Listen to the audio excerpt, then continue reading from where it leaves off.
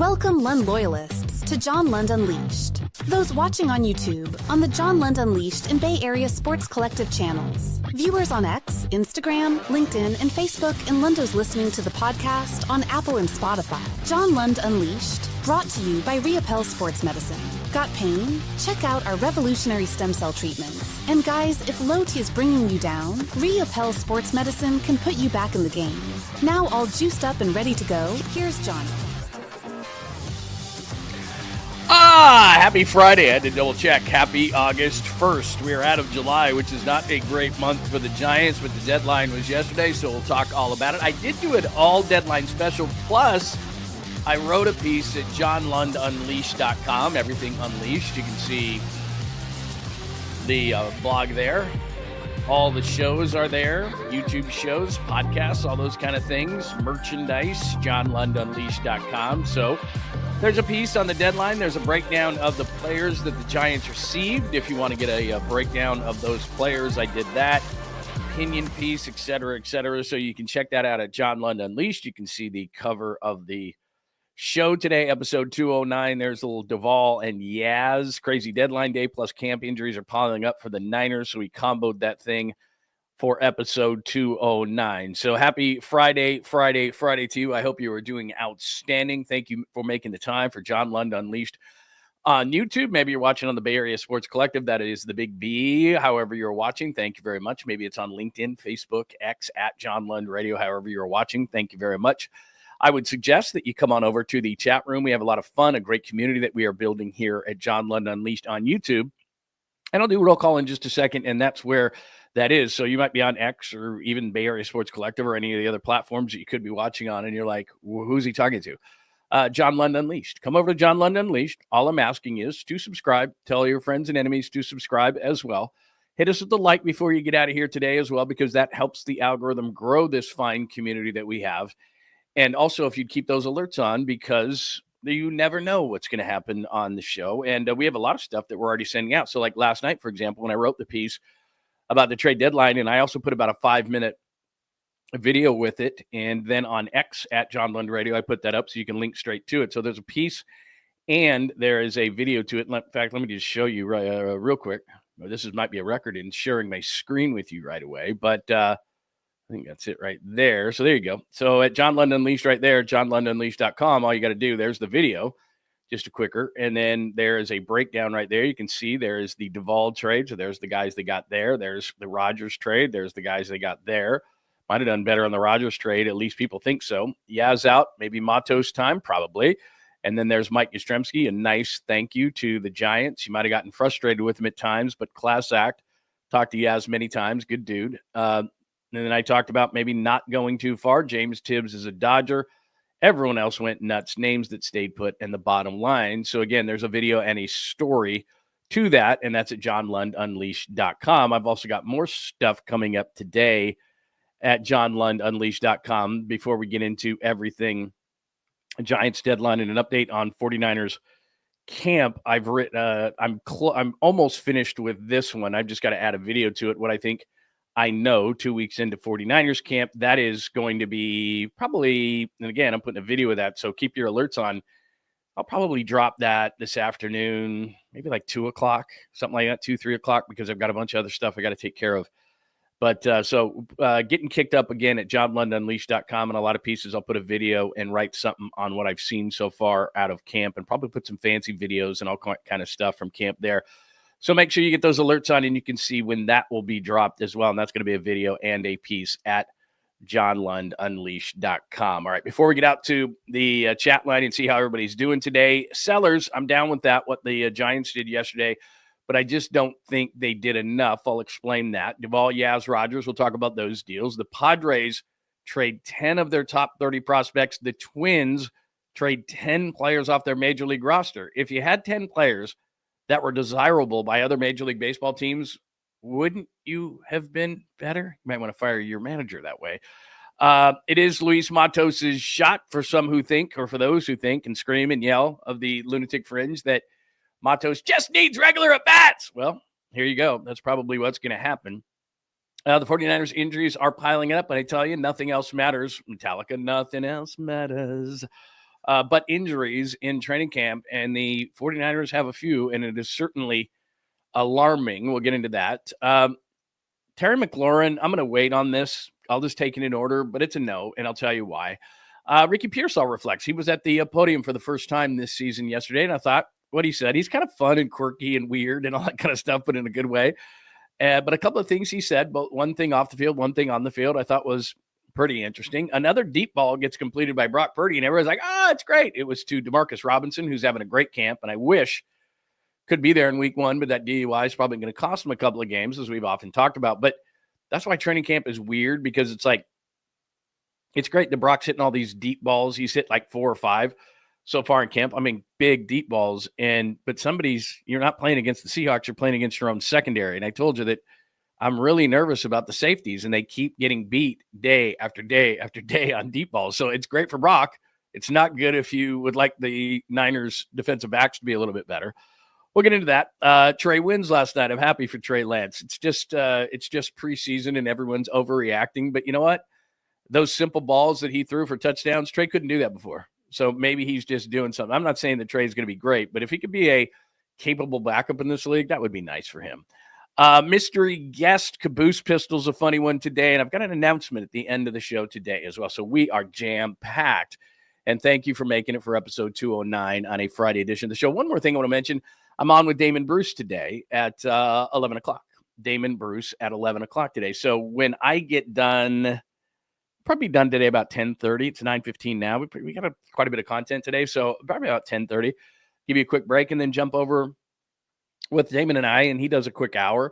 So we'll do an hour with Damon today. So make sure that you go over to Damon's channel, check it out, subscribe to his channel, and we'll be chopping it up at about 11 o'clock. So busy today. Busy. All right. Good morning to everybody. Let's see. Let's do this, man. John Joseph here. Hi, JJ. Good to see you, my friend. Lindbergh is here. What time? 8:19? Dude, I get up at I'm an early riser. I get up at 5:30. Plus, I got a dog that's just he's all over you, man. He doesn't let you sleep in, but I'm not a sleep in guy. You tripping? Good morning to you. Enrique, happy Friday to you. My friend Pine Needle, is great to see you. Scott, 8:31, it is great to see you. 420 is here this morning.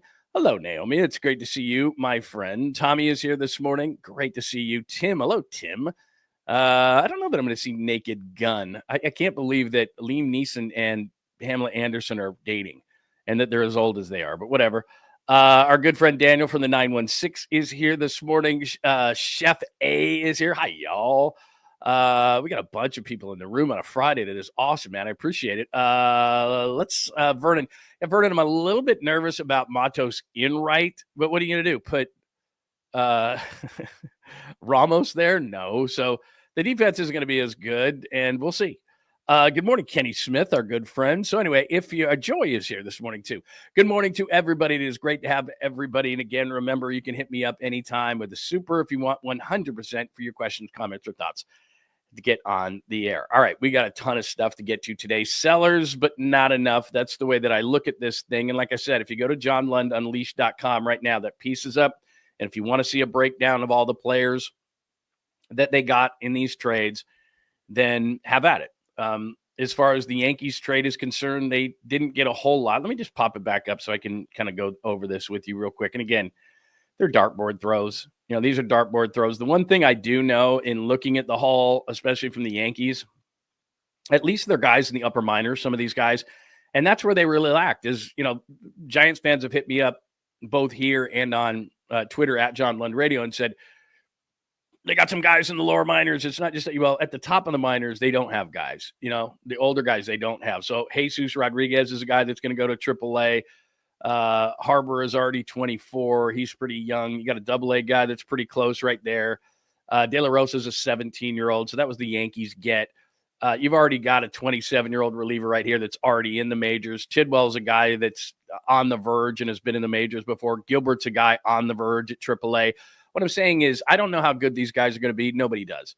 You see a trade, James Shields for, Tatis Jr., and all of a sudden Tatis Jr. kills it. You think about Beltran for Wheeler. Oh, I should have never made that trade. But 9 times out of 10, how many times the Dodgers have traded at the deadline? How many times have they been burned?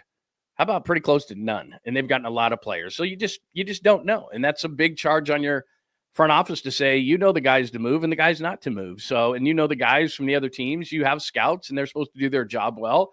So this is the time that they've got to do it. So those are the guys. And like I said, from the Mets, you're looking at really 3 guys. One guy's already in the majors. Tidwell could be in the majors right now, and Gilbert is on the verge. So if it's not MATOS right, then it's going to be Drew Gilbert, who they got from the Mets. He'll probably get some time in right field as well to see what they've got in him. So they got a lot of guys who are closer to the majors. 3 guys, all 3 guys in the Rogers trade are close or here. And then if you go to the Yankees trade, probably Rodriguez is pretty damn close. Again, he's in AAA right now with an 839 OPS. The other guys are fairly far, although right there you've got a 24-year-old that could probably before the end of the year. So you got 2 guys in the Yankees trade and 3 guys in the Mets trade who are in the upper minors. And then I got confused on this Royals thing. I thought it was Marte, the guy that they had in 2022 at first, but it wasn't. So in the Yaz deal, it's a 20-year-old guy, not of the same name, but he's kind of again, that's an arm at single A. Who knows? He's 20 years old, a little old for that level, or 21, I should say, a little old for that level. So who knows? But again, it's just kind of hey, you're taking a flyer on a big arm. Yaz, let's hit him for just a second. 790 games in orange and black. That seems weird. And as I write right here, and I think this pretty well sums it up, even though I wrote it, so I'm not trying to pat myself on the back.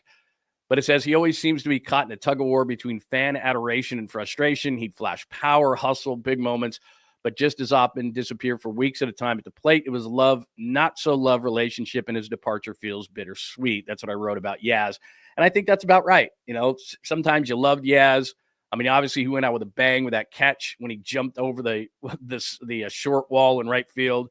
That was a hell of a catch. Great defender. He'd frustrate you at the plate, but then, you're down 2 runs and he'd hit a 3-run shot in the 9th. I mean, that was Mike Yastrzemski. And this is pretty cool right here. What he did before he left. He says, it's hard to put into words what this city, this organization, and this fan base have meant to me and my family. San Francisco gave me something I'll never forget, a chance to prove I belonged and a chance to grow. Over the past 7 years, I've been lucky enough to call Oracle Park home. I've shared unforgettable moments on that field with my teammates, many of whom I now consider lifelong brothers. The Giants just didn't give me a jersey. They gave me and my family a home. My wife, Paige, and I brought our 2 beautiful children into this world here. This place has shaped our family in too many ways to count. So anyway, he continues on. With gratitude and love, Mike Yastrzemski. And I can tell you, having talked to both on KNBR right when he got here up until, talking to him in the locker room, even a few weeks ago, he's one of the classiest guys that you're ever going to meet. Big time competitor, very confident in himself, but just a good dude. So you know what? I know that there was a love, not so love relationship, as I wrote with Mike Yastrzemski, but he's a good dude. The only issue I had, and I wrote it right here, what about moving Verlander or Ray? So let me put my sweet, shiny face back onto the screen here. And all I'm saying is, and I read what Buster Posey said yesterday. I get it. It takes 2 to tango. But I can't believe that somebody didn't need a number 4 or 5 starter with the resume that Verlander has. He's 42 years old, but he's won big games. If Verlander was in you're in a playoff series, and I'm not saying he would be part of the rotation probably in the playoffs at this point of his career, but I think he could be a long guy. I think if your guy struggled in a game, I think that he could pick up in the 2nd or 3rd inning and give you 4 or 5 innings. Verlander has shown that this year. He has struggled at times, there's no question, but the bats have let him down a lot too, and the defense has too. So he should have a handful of wins. He doesn't.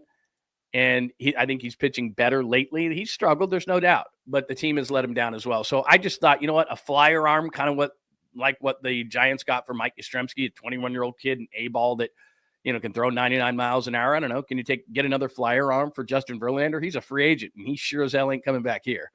He's had a really frustrating year. So unless he's probably going to retire, but if he doesn't, he's sure as hell not going to come back here. So for your $15 million investment, why not see if you could get a flyer arm for Verlander? Maybe they tried and they couldn't. All right. But I would have tried really hard.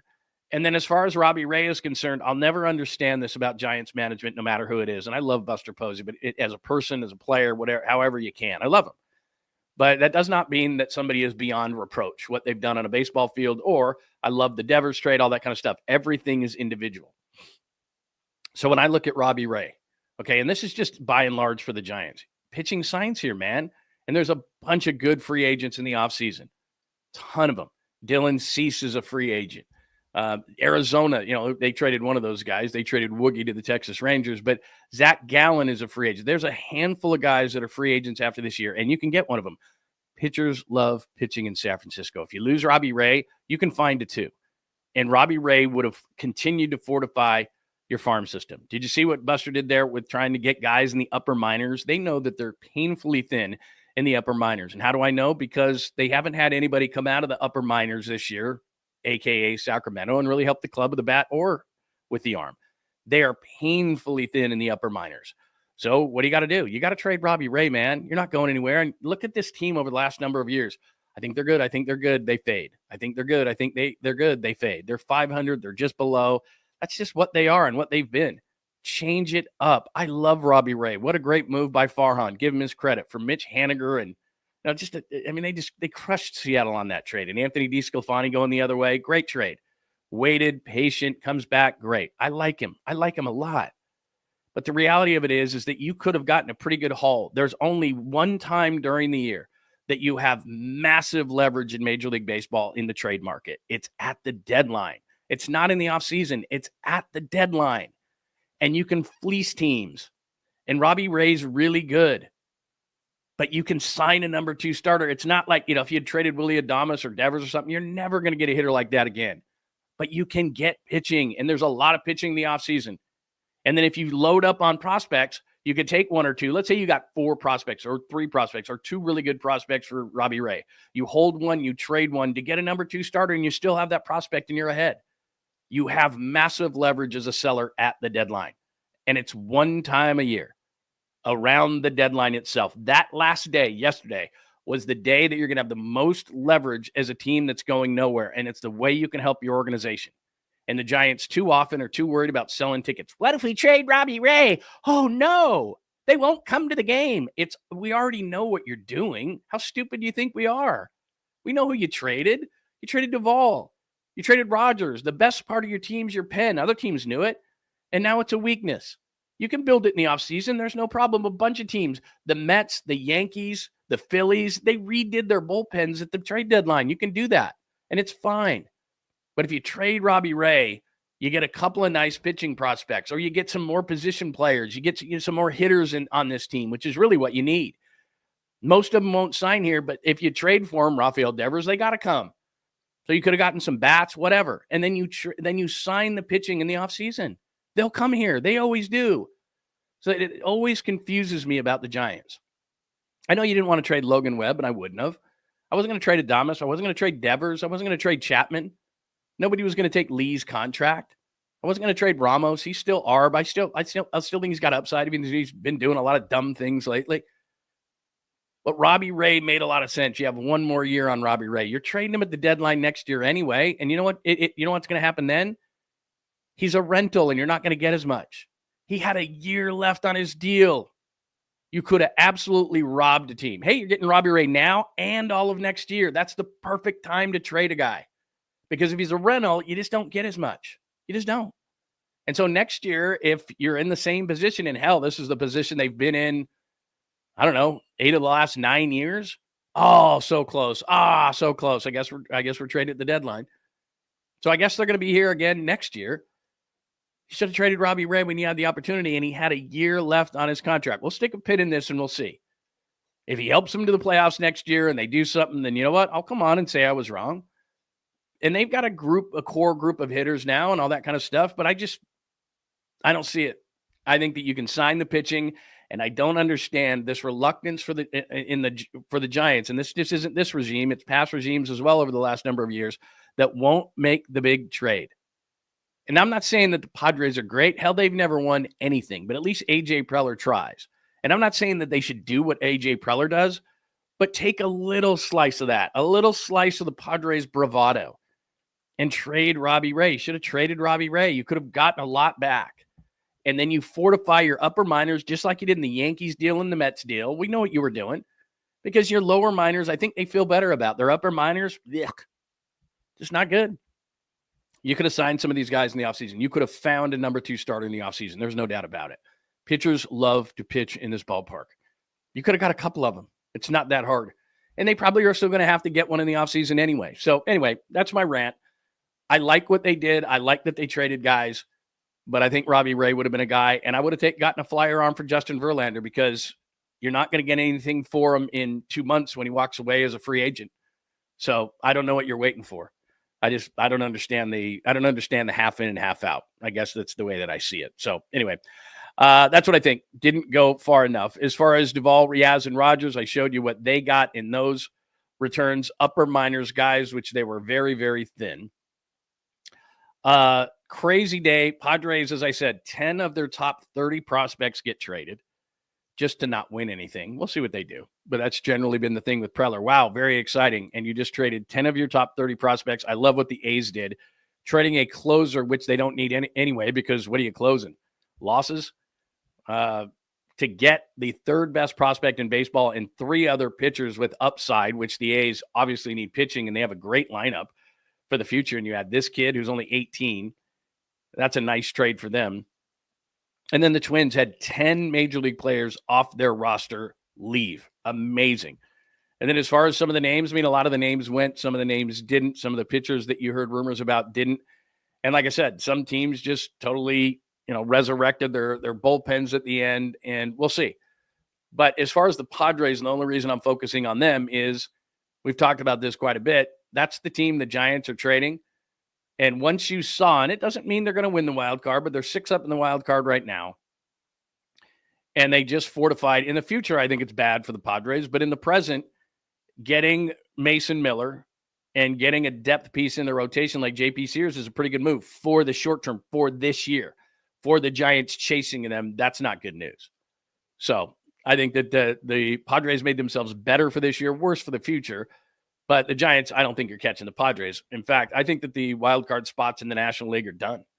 I think it's pretty easy. Phillies and Mets out of the East, Brewers and Cubs out of the Central, Dodgers out of the West, and probably the Padres. Unless there's major injuries with the Padres, I think your 6 spots in the NL are sealed up, which is another reason why if I was the Giants, I would have just punted. I mean, they waved the white flag, but they didn't completely just punt it out of the end zone. So there's my thoughts. I'd love for you to give me your thoughts on this whole thing. I would have liked to have seen them go farther. That's all. And then as far as Luis Matos is concerned, this is it. For those of you who think that Luis Matos just hasn't gotten a fair shot, and there's a number of them. Personally speaking, Matos, he doesn't have the frame to get a whole lot bigger. I mean, they list him at 5'11", 207. I don't even think they use that big, and I don't think he can get any bigger. He just doesn't have the frame to support it. So I think he has warning track power. I don't know that he's going to get that much more powerful. He's had 488 major league at bats. He has 12 home runs, 52 RBIs, hitting 219 with a 616 OPS. He's even worse this year. I know, not regular at bats, so that's fine.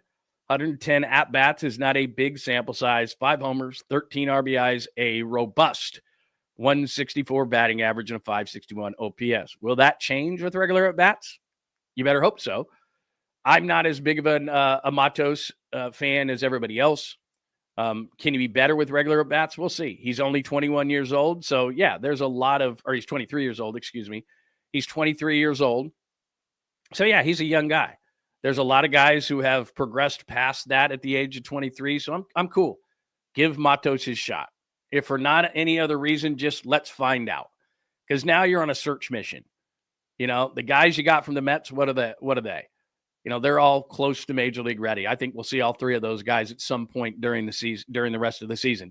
There's one guy, Jesus Rodriguez, in the Yankees deal that I see that they'll probably see what he is at some point during the rest of the season. There's one pitcher that's in AA right now that's 24 that we could see out of that Yankees trade this year. So that's probably it as far as, again, upper minors. I think Buster was trying to fortify that. So I think we'll see those guys. So we'll get a sense. And if Matos isn't ready, then the outfielder they got in the Mets trade, then he's going to get a shot at right field. Or somebody is. Don't tell me Luciano is, because he's not. He can't play right field in this park. He might be able to play left field. I don't know. I mean, the way that Ramos is playing it, maybe he's better out there in left. They could put Luciano in left and put Ramos in right. I wouldn't love that. But Ramos has played right before in this park. So maybe we'll see that. Maybe we'll see Ramos over to right and give Luciano a shot by the end of the season, but that's what they need to do. They need to figure out what some of these young players are once and for all, what MATOS is. If they could find an outfield spot for Luciano, or else he's trade bait in the offseason. So we're basically where we've been the last few years with the Giants, which is fading in the second half and figuring out who should stay, who should go, that kind of stuff. So give me your thoughts. Sellers not enough. Duvall, Yaz, and Rogers go. The Padres and Twins. Padres 10 prospects out of their top 30. The Twins 10 off their major league roster. MATOS is finally going to get a shot. So that is your baseball stuff so far as the Giants are concerned. Let me see if I have any other stuff that I was going to put up here from a Giants perspective. Give me your thoughts on that before we move on to football. And let me see what we got in the chat room here. And again, hit me up under here if you're watching it later. If you're watching the show later on John Lund Unleashed on YouTube, hit me up there. Or I'm always at John Lund Radio on X, so you can check me out there as well. We're also on Facebook and LinkedIn today. So any thoughts, give it to me. Give me your thoughts. And you don't have to agree with the host. You can tell me I'm crazy, and that's fine. Pine. McRae, I'm not a huge fan. I mean, I like his athleticism. He's got a little bit of pop, but yeah. McRae will. I mean, maybe in the short term they could see what McRae is. Yeah, that's where they are. That's where they are. I don't think McRae will get a shot. MATOS will get a shot. Gilbert, I think, is the kid they got from the Mets. He'll get a shot. I mean, they're just going to see. And like I said, I wouldn't preclude Luciano maybe going to left and Ramos going to right at some point late in the season, where it's like, okay, let's just see. Can he, has he improved that much? Because they've given him a lot of time in AAA. Buster did say that if you're looking for Bryce Eldridge, that's probably not going to happen. He says he would like to give him a full year at AAA. I always like to give a guy at least a couple of weeks in Major League Baseball. If he's close, like put him up for a couple of weeks, because then in the off season, he knows when he needs to work on, like he's crushing AAA pitching, he's crushing it. And so give him a couple of weeks in the majors where he goes, whoa, like, so that, he can realize that, okay, I was up in the majors for a couple of weeks. I need to work on ABC in the off season. That's what I'd like to see. So maybe they will. This is not the first time I've been called that. Tell me why I'm crazy. I mean, there's about 50 different reasons why I'm crazy. I just need to know which one you're talking about. Let's see. Hi, Vernon. Let's see. I would have liked to have seen Verlander get traded, maybe, and throw in Luciano to get a nice return. I can understand keeping Robbie Ray. I can understand keeping Robbie Ray. I'm just saying, I think organizationally, they just need to be a little bit more aggressive. I'm not saying A.J. Preller aggressive. There's A.J. Preller aggressive, and then there's super conservative. I think you need to just be a little bit closer. Like I said, you've got to realize, and I know they do, but you got to realize that this is like what Colorado is to hitting, San Francisco is to pitching. You'll get pitchers. They'll call you. Hitters will hang up. Hi, this is Buster Posey. Hello? Hello? Hello? That's what happens when hitters call. When you call hitters. Pitchers call you. Hey, Buster, can I pitch there? Sure. I mean, they're not going to do it for free, but they'll come here. So you can trade Robbie Ray. I mean, what's Robbie Ray? The 25th best pitcher in baseball? I mean, he's a nice pitcher. He's had a really good year. He made the All-Star team. He's nice. I like him. He's not Logan Webb. He's not a number one starter. He's not irreplaceable. Plus, what is he, 34 next year? Like, that's not old, but still. I mean, you had the leverage. I'm just telling you, man. You could have gotten a haul for Robbie Ray and signed a number 2 pitcher in the offseason. It's not difficult. That's what you do. And by the way, in that haul for Robbie Ray, you get hitters because they won't sign here. I mean, it's a really simple equation, everybody. It's a really simple equation, and they don't take near enough advantage of it around here. They don't. Trade pitching, get hitting. Hitting won't sign generally. Now, Adames did. That was awesome. Good job, Buster. And he's having a, hell of a second half. Just saying. That's what they need to do. And they just don't do it enough, man. Farhan was shopping at Ross all the time. Look who I got. I'm going to resurrect this pitcher. And then they let him go after a year. Why didn't you re-sign Gausman, Rodon, guys like that? You got them to come here. That's what I'm saying. They get guys to come here all the time. Carlos Rodon was an all-star this year, man. Kevin Gausman's been an all-star a couple of times since he went to the Blue Jays. I mean, they had those guys.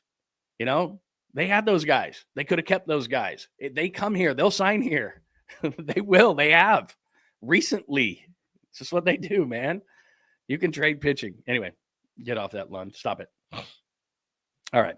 By the way, mystery guest today, which I'll give you in just a few minutes after we get past football. So I've got about a 20-minute interview that I'm going to run today as well, and I think you're going to find it really fascinating. So don't go anywhere if you're thinking about going somewhere. Let's see. Football-wise, no on McLaurin is where we. Let me do injuries first. You know this, but I'll remind you. And I'm writing this at 𝐿undunleashed.com right now today when I talk about what I think I know about 49ers camp. I'll just give you a little sneak peek of it, which is, we go out, just to pull the curtain back a little bit, we go out there as a media every single day and we stand on the sidelines and watch these drills and everything. And then we have to turn off the cameras when they go to 11 on 11, and we watch every day for about 2 hours. And day by day by day, we're looking for a play of the day, a defensive play of the day, just something. And it's just individual plays that we're looking for. And then we race back because everybody's thirsty for 49ers content. And we write these things. This guy made a great catch. Brock made a great throw. This defender picked off a pass. In the big scheme of things, those things don't matter, but we know that you're thirsty for 49ers content. So we give it to you like it's a big deal every single day. Reality is, as 𝐾𝐨𝐽 said the other day, it's about stacking days. All right. So 2 weeks is a good stopping point to say, what do we think we know about 49ers training camp, right? What do we think we know? Well, the only thing that really matters is, in large chunks, you can think you have an opinion about certain things, which is why I'm writing this 2 weeks into camp. But day by day by day, it's kind of overrated when we run back to you with information, unless there's an injury. That's the only thing that truly matters, if there's an injury. Well, if you look at the injury list right now of what's going on with the 49ers, you can see right there, Demo Lenore didn't practice. He's dealing with, as Kyle Shanahan said yesterday, hip irritation. He's going to have a block of 3 practices to hope to get him back after, so Monday at the earliest. Others who are out, Renardo Green, we know that, hamstring. 𝐬𝐮𝐞𝐭, hamstring. That's going to be Raiders week. My God. Raiders week, all right, August 16th, that week when they have the joint practices. Jauan Jennings, I'm scared as hell about this, man. The calf injury from OTAs, calf, Achilles. So I hope it's not that, but he's still out. Jordan James and knee. I hope that's not anything big, because Jordan James is having a great camp. Again, 2 weeks worth. I've seen it enough. Bursting through holes, making catches downfield. I think he's going to be a great third down back. And the fact that they signed Amir Abdullah, who's played for the Lions and the Raiders, a solid veteran, because I'm thinking to myself, they've got 3 solid backs, along with Garendo and Patrick Taylor, apparently, who's having a good camp, they say. I've been down there quite a bit, whatever. But so now you're looking at 4 backs. Now they signed a 5th. I'm like, what's going on? Now all of a sudden you hear Jordan James' knee. That's not good. And then there's no time. And he said, Shanahan says there's no timetable on a return for Jennings. That's not good news. In fact, that's terrible news. And then rest days yesterday for McCaffrey, Williams, Bosa, Juszczyk. Don't worry about that. My point being is that you want to avoid injuries. I know that. But all this other information coming out of camp is largely irrelevant except for injuries. And the 2 spots that they can't. I know they're thin everywhere, but if you look at just positions, and again, I'll write about this today, but where there is concern about injuries as far as the 49ers, like I told you, they have depth in the backfield. The offensive line's looking good. The young defensive line so far looking good. I like what D. Winters is doing at linebacker. I'm not as concerned. I'm really liking what Upton Stout's doing in the slot. And again, I'm concentrating on defense because offensively, they've got a lot of weapons, except for, I'm going to get to the receivers in just a second. But the deep secondary is concerning. The fact that Renardo Green is out opposite Demo Lenore is concerning. And now Lenore's got some sort of a hip thing. That's absolutely concerning because the safeties are iffy.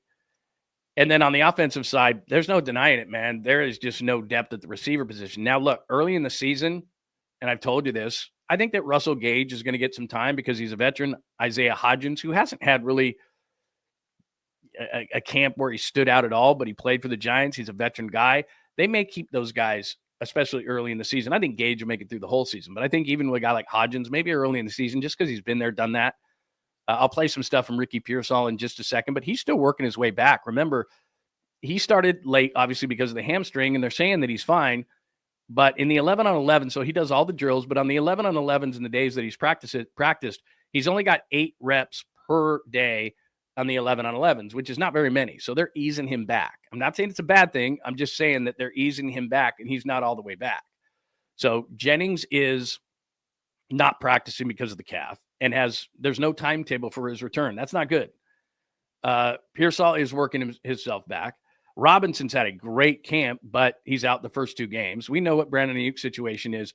They are in dire need, and that's not overreacting. They are in dire need of a veteran wide receiver, or maybe even 2. I don't know that they'd go the Amari Cooper route. I don't know that they would go the Keenan Allen route. I think those 2 guys are just sitting back going, I don't want to do training camp. Everybody largely runs some version of the Shanahan offense, so it's not like they couldn't come in here in a couple of weeks near the end of training camp or when camp breaks and say, oh, now I'm ready.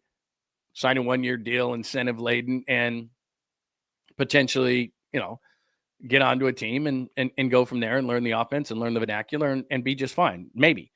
Or maybe the 49ers have their eye on somebody else, whatever the case may be. I don't know, Kendrick Bourne in New England or something, somebody that knows the offense. Maybe all of a sudden late in camp you get somebody like that.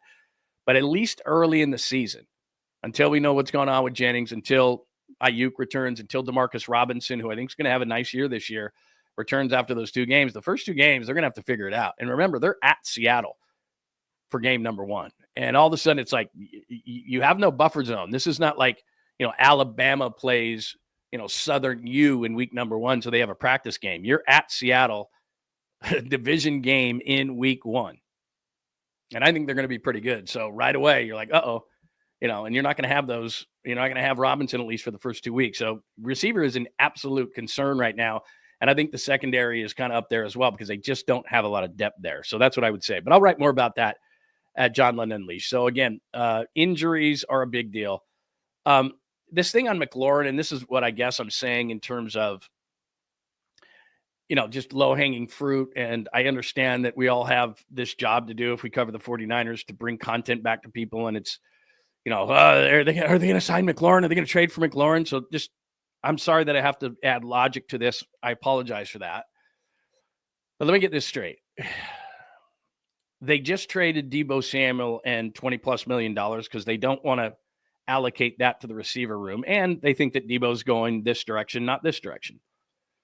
They regret the Ayuk contract and paying him $30 million. There are wide receivers all over the place, and you can rebuild, as I've told you, your wide receiver room in an offseason, and you don't have to pay those kind of dollars. Now, if you're going to pay a top-end wide receiver that's not a problem. Well, McLaurin's nice, but I don't even think that Terry McLaurin's a top 10 receiver in this league. He's right around there, but he wants $30 million a year. So let me get this straight. You just got rid of Deebo, and he was overpaid in their eyes. You're not real happy about the Ayuk deal, especially with the injury, but you can't move him. And you think that the 49ers want to trade for Terry McLaurin logically and then go into contract negotiations with another wide receiver after what they just went through a year ago with Brandon Ayuk? Or some people have suggested that Washington would trade for Brandon Ayuk, who's not going to play for 4 games because he had a connection with Jaden Daniels at Arizona State. Jaden Daniels is not the general manager. Players don't generally make good general managers. But it just doesn't make any sense. The Niners want nothing to do with negotiating another wide receiver contract. So I'm sorry that I have to bring logic into this whole thing, but it's the last thing they want. They don't want that. And their relationship with Brandon Ayuk is not bad. He's out there on the field. Kyle has said it. Clay Kubiak has said it. John Lynch has said it. That, you know what? That the contract is the contract. It's cool. They like him. If they trade Ayuk, they're going to have to eat a ton more money. And they're already eating the most money in the league for players not to play for them this year than any other team in the NFL. So you think they want to eat more. So again, let me get this straight. Trade Ayuk to Washington, eat a ton more money. Yum, yum, yum, yum, yum. Go into contract negotiations with another wide receiver. Right. Okay. Just checking. They're not doing that. Here's some Ricky Pearsall for you. I think you're going to enjoy this. This is pretty cool. So this is Ricky's first time on the podium. This was yesterday, and there's 2 things here. Let me start with the off-the-field stuff with Ricky Pearsall. And I think this is pretty cool. He says in this, because I cut the beginning off just a little bit, and I apologize, but he says in the beginning of this, he thinks about the shooting he says, unfortunately, I think about this every night before I go to bed. Every night. he thinks about the shooting from last year. This is really interesting. Here's Ricky Pearsall on the podium yesterday about the shooting last year. Every single night I go to bed, and I kind of just carry that with me. And now I think it's not as much of like avoiding it or revisiting it and not revisiting it. It's more of like how I deal with it, and the light that I put on it. And for me, it's more of a positive light and the things that I can get out of that, in more of a positive direction, and try to inspire other people and stuff like that. But as far as my own personal stuff, I've been doing a better job of dealing it with myself. So I got him a lot of credit, man. Last year, and people forget very quickly, he got shot. He had hamstring issues. There's a mental side of that. He was seeing a sports psychologist. I mean, there's just a lot to it, man. And then he's frustrated because he's working. He worked with Brock in the offseason. The guy is a worker. I mean, you can say what you want about Ricky Pearsall, and I'm not sure that he's going to be, just because he hasn't proven it. It's not because he doesn't work. It's not because he doesn't have the body for it. It's not because he doesn't, have the athleticism. He has all those things. I mean, that's what, when you scratch your head sometimes, you go, why? I'm not at that point with Ricky, but it's just he's got it all. And so, but he just hasn't proven it fully yet. At the end of the year, he made, he was good at the end of the year, but let's see it for a whole year. That was a small sample size, but Ricky's great. And he's really fun to talk to. He's kind of quirky and weird. He was talking about video games, and everyone's giving him like this deer in headlights look because it's all a bunch of old guys looking at him like, well, video games. He's a great guy. He's just fun, and you can tell that he's a good guy. But, man, it's just like, man, a shooting, it just doesn't – you don't just get over that. So that was really interesting. And then here's Ricky comparing last year, this year, how he feels, and what he expects out of himself this year. In the beginning of the season, it was definitely difficult for me, just dealing with multiple injuries, going through, the incident that happened, and I just felt like I was behind the 8 ball. I like to tell this, like I like to say that I rolled out of bed and I started running routes because like I damn near did. You can't really, rehab a gunshot wound, you know what I mean? So I basically rolled out of bed and started running routes week 7 or week 8. So, just continuing to get those reps, I think it was for me. That from that week 7 on, it was like that was my training camp. Those practices in between before the games, that was like my training camp for me. So, expanding on that, getting with Brock and trying to get the man coverage looks that, I would have got in training camp and trying to deal with that and figure it out. A lot of success comes from a lot of failure. So, you gotta be able to fail and learn from that in order to, actually have success. So I think that's, something I did. That's why I like to say I'm a practice player and I love practicing because, going out there, you get to try shit and you get to, learn from that. I just cuss. I realize that. That's just how I talk. But yeah, moving forward, in man coverage, just continue to work on it and continue to, work on my game, man, moving forward. I just like him. He's like, I just cussed. I mean, he's talking so fast. Sometimes his brain doesn't catch up, and I just think it's hilarious. But he brings up a really good point about last year, and I think it's pretty astounding that he did what he did. If you think about it, he said, I'm rolling out of bed running routes. I didn't have a camp. I got shot. There's no rule book, like you said, on how to come back from a gunshot wound. It's mental. It's physical. It's all these different things. And at the time, we were astounded. And then this year, we're going, Ricky, let's go.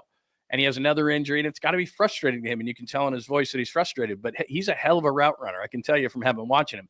He's quick. He's fast. He's got great body control.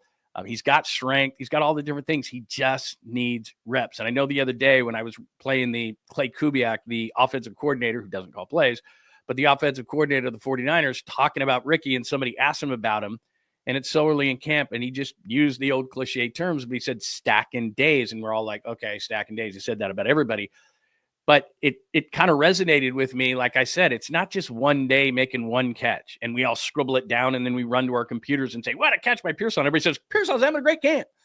It's day after day after day after day, and especially for him. And they're holding him back a little bit because they don't want him to be going too fast in terms of, so an 11 on 11, that's, 8 reps. It's not what he's going to get, but they're kind of ramping him up.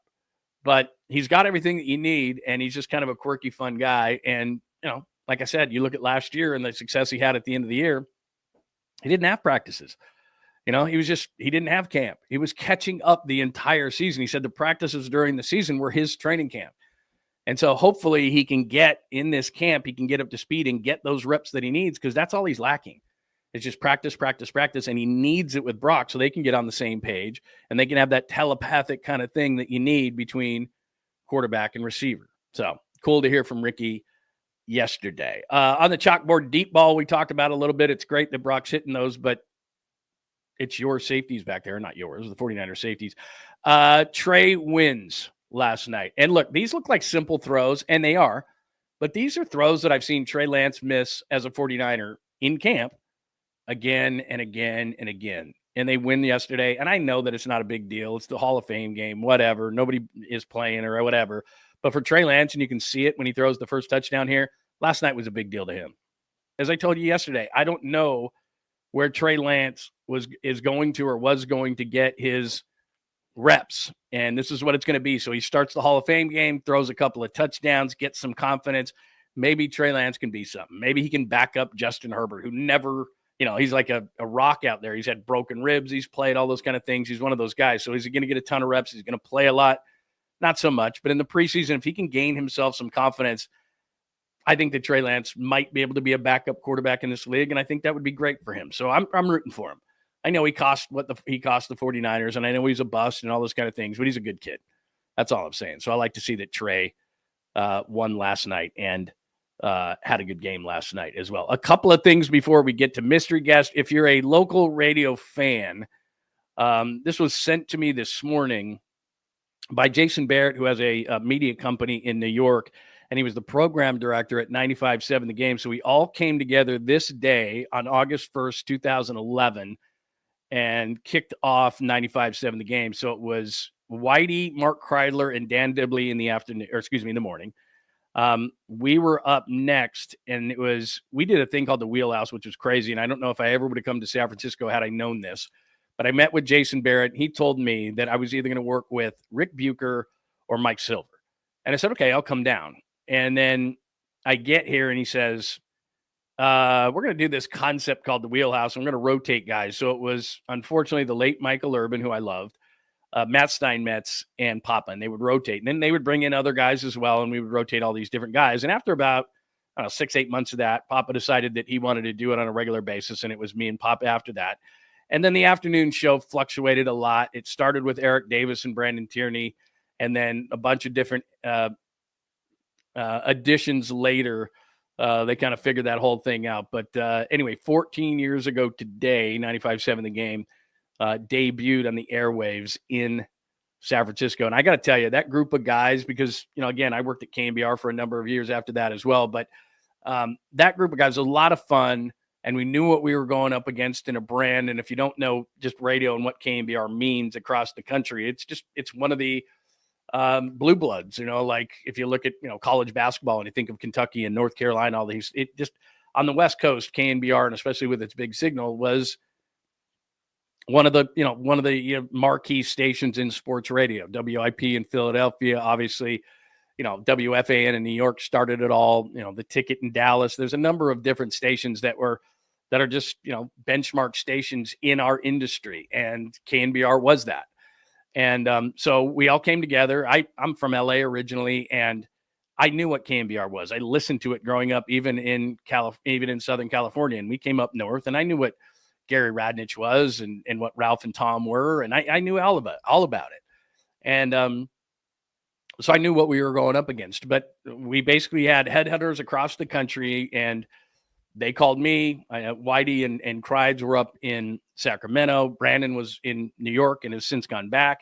Eric Davis, was the color voice of the analyst for the 49ers and worked with Brandon. That didn't work so well. They didn't mesh so well. But, other guys came in there. As you said, Thang Dang, Chris Townsend, who became a very, very good friend of mine, was on the station. I became really good friends with Dan Dibley and Whitey Gleason and Kreid's and just everybody. I mean, we just had an amazing group of guys, John Dickinson, just an amazing group of guys, and we knew what we were up against, and it was blast. I mean, I sent a tweet out earlier this morning that said, I've never had more fun. And believe me, I've been doing this 30 years. I've never had more fun at a radio station, and it'll never be that way again because radio is just not the same. The revenue isn't there. It's become fragmented with different things like this, YouTube channels and different platforms and everything. So radio is not the powerhouse that it used to be, unfortunately. And it was a great medium still then.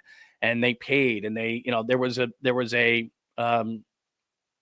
effort towards it. And they really tried to get the best talent from all around the country. And you just won't ever see that again. They won't put that kind of effort, finances into it ever again. And so it was just an awesome group of guys knowing what we were up against and saying, San Francisco is big enough for 2 sports radio stations. And we just had fun, man. We just had a blast.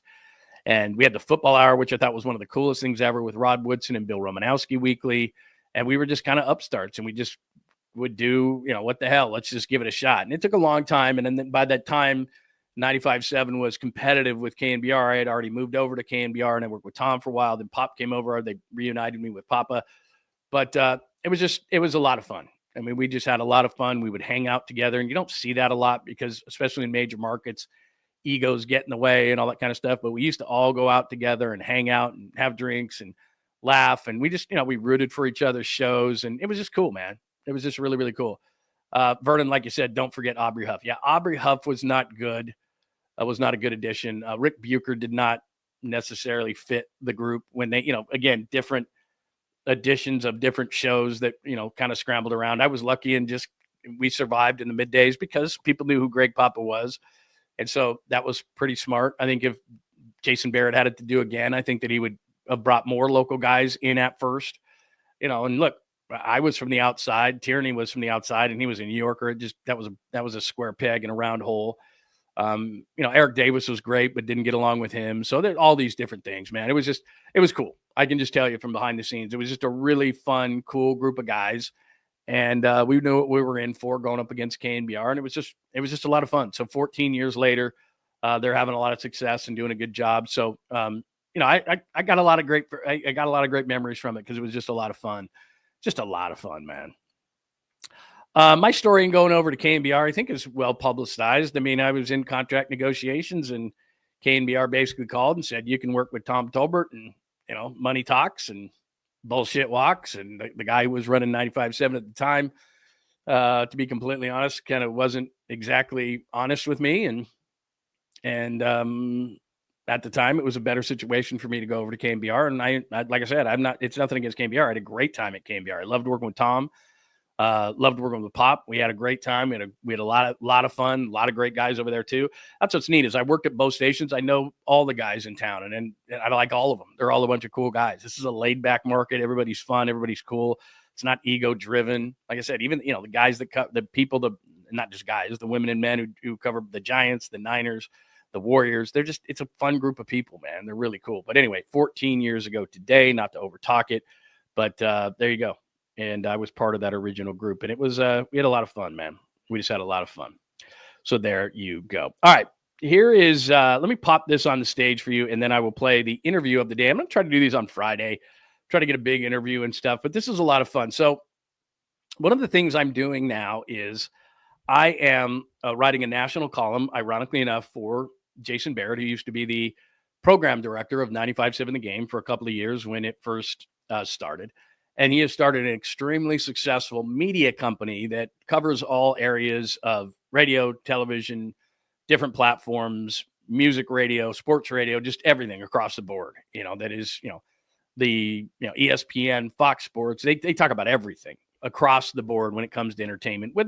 It started sports, and then it kind of just mushroomed into everything else. So you can go to X at John Lund Radio, and you can see all this kind of stuff. But so I wrote a piece today on an interview that I did that I'm going to play for you in just a second that is really fascinating with our old friend, Mike Pereira.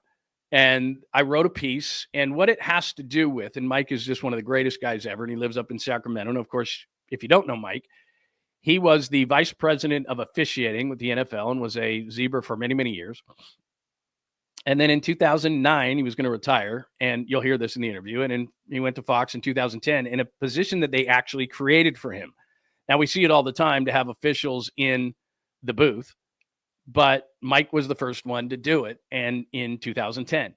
And what really launched his career was the Calvin Johnson catch, non-catch against the Bears, week 1, 2010. And again, we'll talk about it in the interview. So I wrote a piece with Mike, and you can check this out. I've retweeted it, and it's Barrett Media. It's a national column. And you can check that out at X. But I'm going to play the interview, but I wrote the piece based on this. And essentially what it has to do with is where replay's been, and Mike was at the start of it, especially from a TV perspective, having the officials in the booth and explaining things, where it's going, which maybe it's gone too far because it was supposed to fix the egregious error, not every error. Let's super slow-mo this. Is his foot off the bag? That's not what it was meant for, and it slows down the game. And so essentially what it has to do with is replay great for the sport, or have we taken it too far? It's a great conversation that we have. We go over a number of different topics, Mike and I. And at the end, and I suggest that you listen to the end, and I'm not just trying to get you to listen to it, hey, whatever, if you do or you don't. But about the last 5 minutes of the interview, we talk about Tom Brady. And what's fascinating about it, and I didn't even know this, at the beginning of the year, they went over to like do UFL games and everything, and they weren't broadcast or anything. Tom was just practicing, but Tom wanted Mike Pereira to be with him because he just wanted to have a guy next to him for just comfort. So Mike traveled with the number one team, which he doesn't always do, and he won't do this year.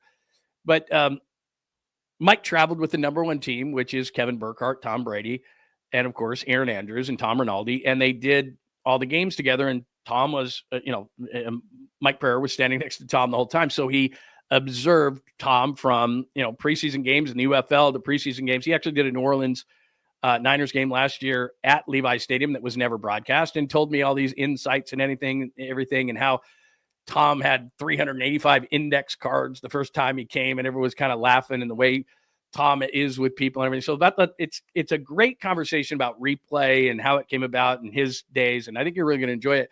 But stay to the end, where about the last 5 minutes, we talk about Brady's first year in the booth, and I think it was really, really fascinating. So here is my conversation earlier this week with the great Mike Pereira from Fox Sports. Awesome to be joined by an old friend of ours. And I don't mean old as in he's old. It's just we've talked many times. We've talked many times through the years on the radio, on KNVR and other places. He is the great Mike Pereira, former VP of officiating in the NFL. He's the current rules analyst at Fox. Are you the senior rules analyst, or is it just rules analyst? Because I don't want to short you.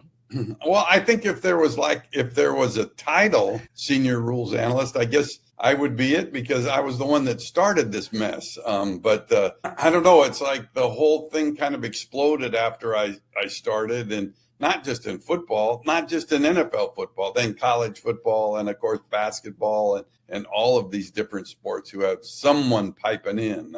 So I guess since I was first, I'd call myself the senior, and not because I'm old, right? But I probably am. But no, just because I've been around a long time. Okay, let's start there, because to my recollection, tell me if I'm wrong, and like I said, it's exploded. It's not just football, it's baseball, it's basketball. There's all these stoppages in play and all these things, and it's fine. They get it right, and that's what we want to do. Was it Vinny Testaverde and the Jets in Seattle and Dennis Erickson in Seattle get knocked out of the playoffs because they called that one wrong, or did it happen somewhere else? No, that's where it you could say that it happened before. You could say 86-91. They experimented with it, and then they brought it in, and there were no restrictions on the number of times that it could be stopped. And so there was a game in Dallas where an over exuberant replay official stopped the game 12 times. And they said, that's it. We're getting out of that. But we don't want this. The flow of the game was bad. Along came Testaverde in 1998 and right. At the playoffs. And Seattle, the coaching staff had been told if they didn't make the playoffs, then they would all be fired, Dennis Erickson and his crew. Well, at the end of the game, Testaverde sneaks, touchdown. Game ends, they lose, the Seahawks lose, they don't make the playoffs, they're all fired. And the thing is, it was a really good call on the field if it was the ball that broke the plane and not the helmet that broke the plane. The official got a little confused with the helmet and the ball. Seems like the shape to me are a little different between the two. You would think. But, yeah, there was no mechanism to change it, and so, the very next day it was like in New York, we're going, we got to do something about this. And then along came instant replay, really based from that one play. All right, take us through, then you're the guy. You started all this. You're on the field, and then they say, hey, Mike, we want you to go into the booth. How did that happen? Well, I mean, the thing is, from my standpoint, I had been with the league for 12 years at that point in the office. I was 2 years on the field, and I was such a bad official. They created this job for me in the office. And so I spent 12 years there, and then I wanted to come home. I mean, I wanted to go back to the West Coast. I kind of feel like if you're born and raised on the West Coast, even though you've been in the East Coast, you'll go back to the West. Same way if you're born in the East, you'll end up going back to the East. And I wanted to come home where my parents were still alive. And so I decided to to retire at the age of 60 at the NFL. And so the unique thing was, at the moment that it was announced that I was going to retire, it was Fox that called me immediately and said, "We know you're retiring a year from now, but a year from now, we're going to create a job for you with us." And so where you can, at the time, on the digital platform, you could go on digital and answer maybe a rules question or something like that somebody might have. I don't think they thought about me at the time going on air to actually discuss something. And so when we finally met a year after the announcement was made, they said, "Okay, well, we'll do this digital rule book, but just in case, let's put a camera on you, just in case something comes up in the game that might need some further explanation." I mean, I really wasn't prepared to go on air, other than they did put a 3-piece suit on me way back. You look good. 2010. And along came Calvin Johnson and the play with Detroit and the Bears, where end of the game ruling, it was one of those situations that you hate to see in replay. And really, as an official period, we had the play where one official signaled touchdown and the other one signaled incomplete. Now it goes to replay. They stayed with incomplete, and they said, "Oh, well, we got Pereira in Studio F. Let's go to Pereira. Let's put him on camera." And so they said, "Okay, we're putting you on camera." And I'm like, "Oh shit!" I'm like, "Oh, what am I gonna do?" So you had no idea. They're just like, right on the fly. You're on. Yeah. So I got Tom Brenneman and Brian Billick going, "Mike, but here's the ruling. What are they gonna do?" And then I'm like going, "I don't know what to say in this situation." I go, "Well, the rule says that if you're going to the ground, you have to hold on to the ball when you hit the ground." And they go, "Well, yeah, but the knee is on the ground. Everything's on the ground. I mean, he got both feet down and the knee, and then the ball comes out. It has to be a touchdown." Well, I kept saying the rule is, I kept trying to go about the rule. And so then finally they got frustrated as 𝐬𝐮𝐬𝐜𝐫𝐿 was under the hood. And they said, "Well, what are they going to do?" And now I was in a box. And so I just said, "Well, because of the rule, I think they'll leave it as an incomplete pass." And I remember Billick kind of in the background going, "No way." And I'm like, "Oh, this is great. I'm going to be fired after." Yeah, because you're like a little league umpire, because that's the only thing I can relate it to. One side hates you, the other side hates you. You can't win, right? Yeah. And here's the other thing, and I always thought this was really difficult, because I've talked to professional players about this. So they go to the booth and they're criticizing their peers. And so here you are, you're good friends with 𝐬𝐮𝐬𝐜𝐫𝐿. We had you both on at the Super Bowl before, and you guys are friends. So here you are, and you're put in this position to possibly disagree with someone that is a friend of yours, right? Yeah. That's got to be difficult. Yeah, I was really pulling for Steratore in this one. And when he came out finally and said, after reviewing the play, the ruling of incomplete pass stands. So in other words, he did what I said that I thought that they would do once they got me back up off the floor, because I was just like ready to faint. And then Fox people, John came running in. "That was beautiful. Oh my God, you hit a grand slam." And it was born. The league calls me on Monday and says, "My God," the NFL calls me, said, "This is great. My God, you did exactly what we wanted. You took the heat off the officials and you put it on the rule. And this is great. No, this is going to be great." And by the way, next week there was a pass interference call that I disagreed with. And then the NFL called me and said, "You suck. You suck." No, that wasn't a bad call. That was that's it. Welcome to my role as a rules analyst. It's been an interesting run. My more concern was not the parents and the fans. It was the officials themselves, how they would feel if I criticized them. And I always criticize with respect, but I think they at least respect the fact that I've done what they're doing. And so I understand the difficulty of it. It was hard for them and me when I was on the field to accept criticism that came from a broadcaster in the booth who never did what we do. He could have been a quarterback. Yeah, he was good at throwing passes and he knows all about passes, but he doesn't know the intricacies of call and pass interference. So for them to pile on you and and criticize you was tough to take. I think they're better now because of all the rules analysts that are, either in the booth or in their ear with them. And so they have, they criticize less, but it's been interesting. How amazed are you, because we kind of started to talk about this at first, how amazed are you that it's kind of mushroomed into this? Because every broadcast, college football has so many, the smaller broadcasts don't, but every major broadcast has someone that comes in to interpret a rule or a play or something that is controversial. You do it a lot on Fox. They're on every channel. They're in every sport. It's and especially on the major games, certainly in the championships. How amazed are you from that one day where someone ran in and said, okay, the Calvin Johnson play, you're on, to now what it's become?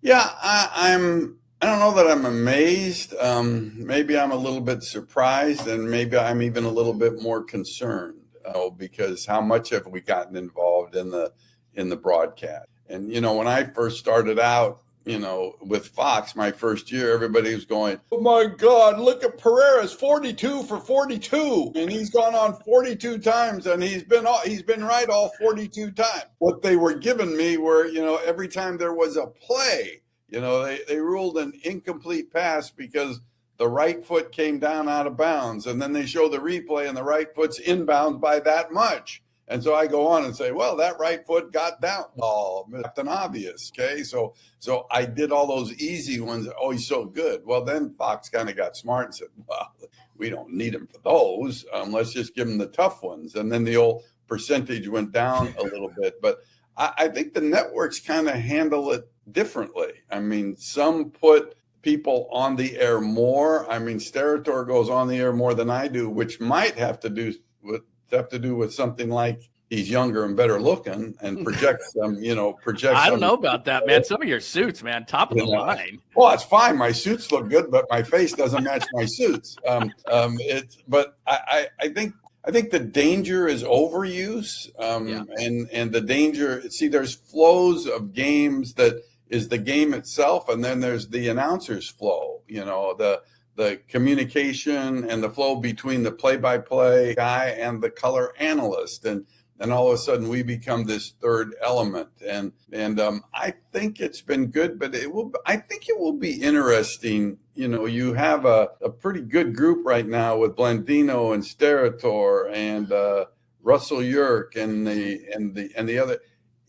Will it go beyond that? Will there be a time where, okay, it was a good thing, but maybe not deemed to be as important as it was? I think the longevity of having officials in the booth will be something that will be interesting to see how that is. Well, just along those same lines, at the origin of it, just the rules, not so much the referees or the former officials in the booth, it was get the egregious error right. And now we're to the point with technology where we can really slow this thing down and we can make it. But then again, I want to get it right. You just talked about the flow of the game. And I think baseball also is, maybe even baseball is worse. I think football is a little bit quicker, but it's the flow of the game. Maybe if in 60 seconds you can't get it right, then it has to stay. But there has to be a flow of the game. It is a business. There is an enjoyment factor to me sitting down and watching the game. Have they taken it too far in trying to get it right? I think they are. I think when we first started out in '99 and we were essentially the first, it was all based on facts.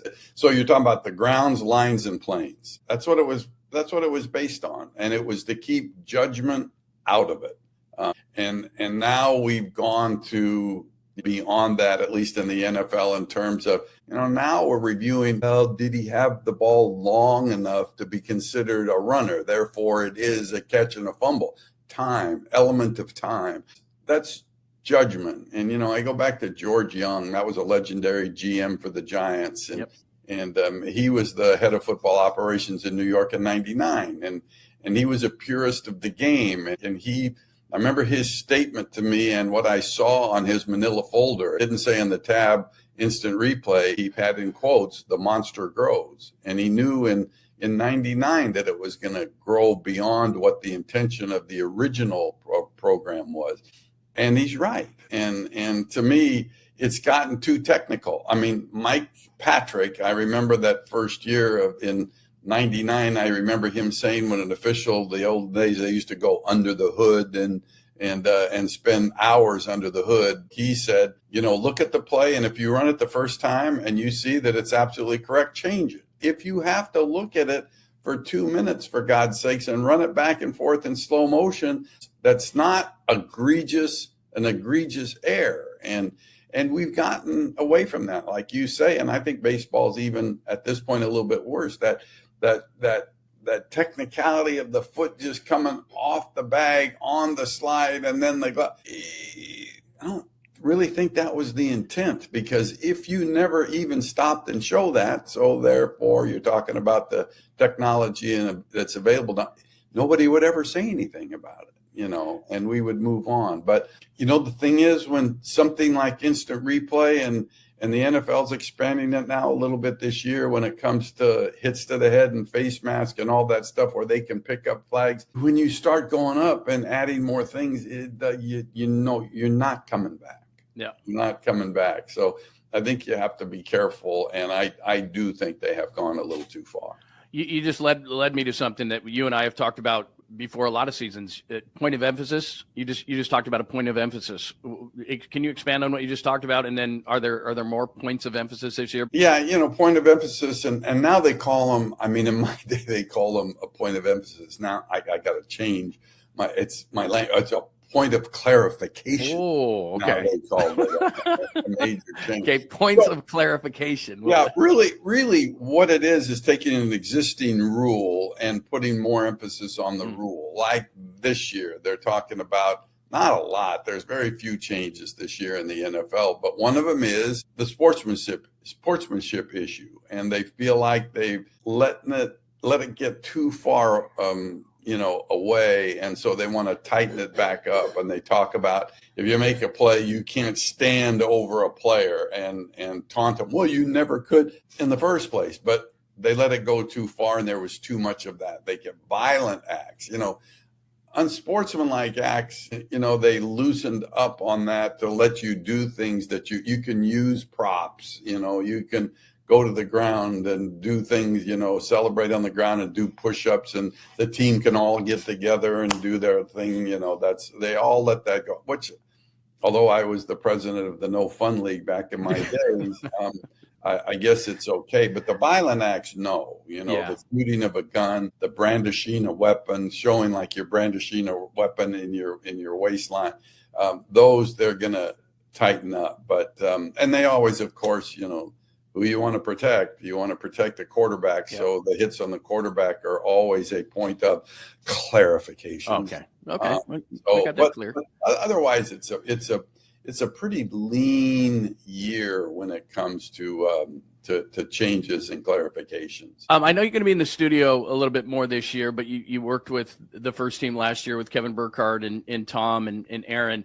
I'm not asking you to grade Tom or anything but what was he like when you were around him, and what a tough assignment, because he's such a great guy, was such a great player, but you're being asked to be on the first team. You're being asked to call the Super Bowl. And I thought by the time he was done, he was really shining by the end of the year. But what was that whole thing like for you to be on that team? It was like amazing for me, because they had said that they wanted somebody with Brady all the time. So it had to be me or it had to be Blandino. And I remember that, we first started out doing UFL games. So we would go to Detroit, for example, I think was our first game that we went to, and we set it up to where it was like a regular broadcast, Burkhardt and Brady and me standing next to Tom. And so they of course recorded the whole thing. It was never on air, but I kind of went through the evolution of Tom Brady as a color analyst, because that first game, all I really heard from him was, "Oh," and I'm thinking to myself, okay, no, Tom, I think when you're trying to emphasize the fact that the tight end's open down the middle, the fan's not going to know what that really means. But his energy level was like so incredible that he was playing quarterback. He wasn't playing color analyst. He was seeing it, yeah. Yeah, and then, of course, through all of their preparation prior to the start of the season with Kevin Burkhardt doing games in the studios in L.A. and which is never really a true sense of how a game is when you're looking at a TV screen watching it. But through all of that, then I think he transitioned to being a little bit over-prepared in my mind. He would, which is so admirable, but he would come in to the broadcast booth and with 385 index cards, things that he wanted to cover during the course of the game. And it felt like it was more that the reaction was a memory type reaction and not just an automatic spontaneous reaction. And then he kind of more got through that and things became spontaneous. And so I in my mind, for the critics, I would have rather have seen the critics kind of compare him from week 1 to the Super Bowl to see how far he came in 1 year with never have done it, doing it before. I mean, I remember Troy, where did Troy get his start? In NFL Europe. He went over to NFL Europe and did practice games essentially, although they were on camera and live in some cases. He had all those games from NFL Europe, had a 3-man booth that he went through.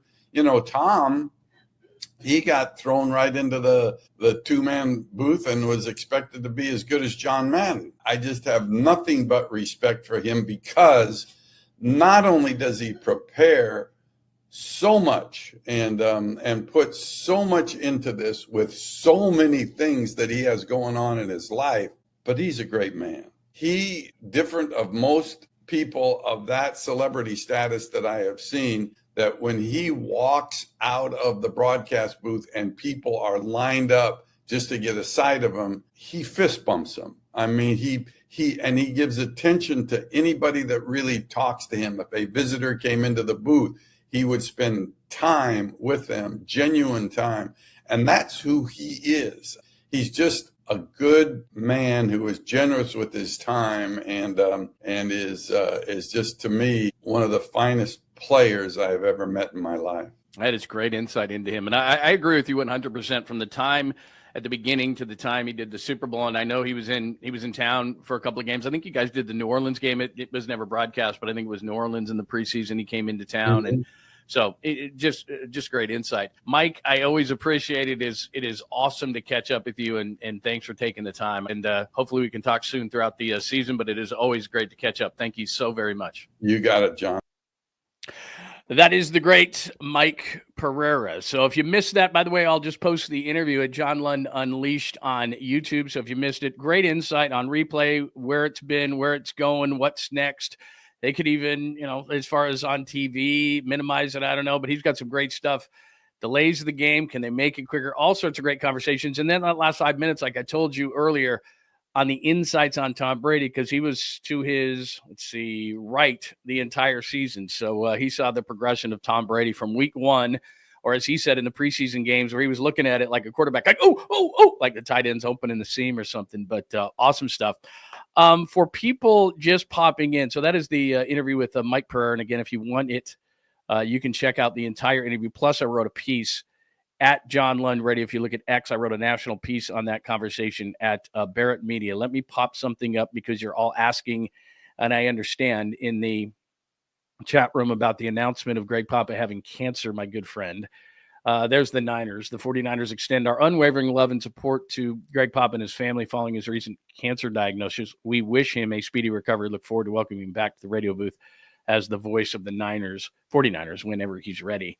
I've known about this for quite a long time. Everybody thought that he was taking an extended vacation. And if you know Greg, he doesn't miss training camp at all. He doesn't miss training camp ever. And what essentially he does is he takes a couple of weeks off in July, and we would kind of make our schedules kind of match up in that way. And then he and I kind of had a philosophy together for 15 years, which was, once training camp hits, we're all in. Like, that's football season. It's not, we don't wait till September. It's football season. And we, got it done. And I was doing pre-half and post, and he was doing the great play-by-play job with Tim Ryan that he does. And of course, preseason, he's on TV. And so for him not to be on the radio and for him not to be down at training camp, which he hasn't been, many people were coming up to me going, what's going on? I guess he's still on vacation. And it's like, no, he's not on vacation. He's had some health issues that I'm not at liberty to discuss for a couple of years, but the cancer diagnosis is new. And the only thing I can tell you, because I'm not going to delve into his personal situation, is that when I texted him, this was on July 24th, he said, thanks for checking in. I will be good. That's what he texted me. Thanks for checking in. I will be good. I did text him this morning, and he texted me back a heart, emojis with a heart, prayer, and a flex. You know what that means. So, just a lot of love to Papa. I've known him for, like I said, very close for 15 years, and it breaks my heart. And I went through cancer, and he was with me through that and was amazingly supportive. He was there the day that my dad got diagnosed with pancreatic cancer, and I walked into the studio crying, and he, so we've had our battles with cancer, he and I both. I've had it, and he was incredibly supportive. My dad got pancreatic cancer. He was the first one to know, and they gave him 90 days. My dad died in 84. So, we've been through some stuff, and all I know is I'm not going to bother him, but I just know he just texted to me, I will be okay. So that's what I know. And like I said, I can't really say anything more than that, but I just know that, he's a fighter. He's going to be strong. He loves what he does, and he's going to work and fight like hell. So that's just who he is. So he texted to me, I will be okay. So that's all that I have to go on. But yeah, I'm aware of it. I've been aware of it for a long time. And like I said, it's not at liberty for me to say or to divulge any of his health issues. But like I said, the only quote I can give you is his, which he said, I will be okay. So that's it. That's the news I have for you on Pop. I'm obviously, as again, I've known about it, but to have it out in public and everything like that and not know. And he's a very private person as it is. I mean, he's not, people think there's some fake stuff out on social media, fake Greg Papa accounts and everything. He's not on social media at all. So anything that you see on social media, other than the release that I know that KBR came out with at 10 and the one that the Niners came out with that I just showed you, those are the only statements that are out there. So anything else that's on social media is not from him. So that's all I got. That he's, that he tells me he's going to be okay. So that's what we have to go on. And like I said, if I get anything that he says that I can share, then I will share with you. That's the best I can do as far as that goes. But yeah, prayers up, no doubt about it. He's one of the good guys around.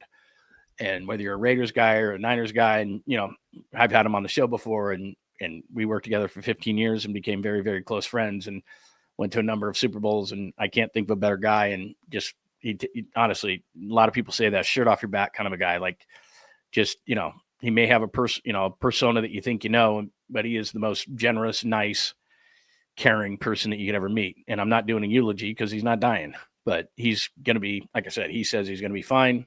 And that's what I'm going with. So that's what it is. So prayers up for Pop, if you would. That would mean a lot to everybody. So there you go. So episode 209. I hate to end on that, but that's what we got going on today. Episode 209. Sellers not enough. As I said, we went in through the deadline. If you want a deadline piece, like I said, just go to John Lund Unleashed on YouTube.